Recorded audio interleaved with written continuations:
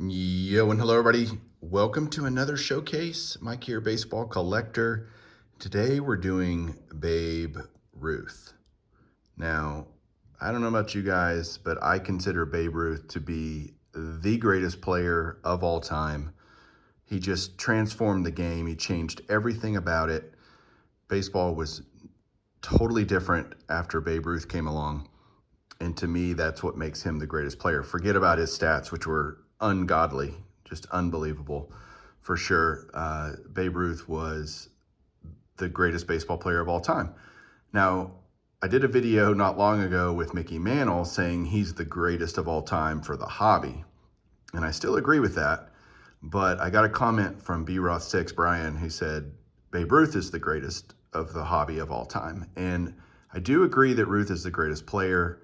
But in terms of hobby, his stuff is so hard to find, his playing day stuff, his really vintage old stuff. And so it's hard to say he's the greatest of the hobby because very few people can actually own his cards because of their cost. Now, there's a lot of stuff I'm going to show you that's newer, that is gettable for Ruth stuff. Obviously, it's not playing days, but we're going to go through these. I mean, if you had your choice of owning a Ruth playing days card or a Mantle, everyone would choose. I mean, yes, I would choose Ruth, but the reality is not everybody can have that stuff, and Mantle's just more gettable, which makes him just that much more popular in the hobby.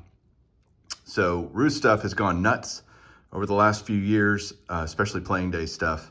But let me show you what I have, and we'll go through these. Up here, we've got the 2018 Topps Living. He was card number 100 in the Living set. I happened to get a Gem Mint 10. I'm trying to get all the Hall of Famers on the Topps Living just because I love the 53 Topps design. I love the artistry of them. Just think they're so cool. And then in 1976, there was a subset, All-Time All-Stars from the Sporting News. Babe Ruth was, of course, in that. 73, they had a subset, and this is where you're just going to see a theme here. 73, they had all-time leaders in different statistical categories. So home run leaders, you had, at the time, Ruth, Aaron, and Mays. Of course, Hank Aaron would go on to pass Babe Ruth. Willie Mays would end up with 660 home runs. Ruth, at the time, was also the all-time RBI leader. He was there, ultimately passed by Hank Aaron as well. So great card though, and a near mint to mint 8. Those are not cheap anymore. He's also got 2 cards in the 1972 Kellogg set. I love this set. All-time baseball greats. He is listed here as the all-time greatest right fielder, and then greatest ever, which, yep, hard to disagree with that. Again, those are gettable. They're really cool looking if you've ever held one in hand. They're super neat. So love those. Then in 1962, Topps did a subset, just kind of the Babe Ruth special, and it is cards number 135 to 144. So it's a 10-card set. You've got Babe as a boy there. Then you've got Babe joins the Yankees. Then you've got Babe and Mr. Huggins, so Miller Huggins, that's 2 Hall of Famers on that card. Then you've got the famous slugger. This is one of my favorite cards in this set because he was a famous slugger. It's just a great picture of Ruth swinging, that mammoth home run swing that he had. Babe hits 60. So that's when he hit his 60 home runs. Then you've got this card here, Gehrig and Ruth. This was on Lou Gehrig Day at Yankee Stadium. And kind of Babe Ruth and Lou Gehrig kind of made amends. They had kind of had this feud going for a while. And what you can see here and notice is the one on the left is regular and the one on the right is a green tint variation. Now, if you get it graded by Topps, they will designate that it's a green tint variation. This one's such an old slab that they weren't differentiating between the two at the time, but you can easily see the different tint variations there. But I have both of those, mainly just because I like both of them. You've got the Twilight Years here. That's a beautiful card, near mint 7 on that one. Cool card. greatest sports hero, no doubt. Babe Ruth was the greatest. This is later in life. You can tell how skinny he is. Cancer killed him, throat cancer. There's his farewell speech. So I've got 9 of the 10 cards. I am missing card number 142, which would go in between those two, and it's Babe coaches for the Dodgers. So still need to get that one. Love this.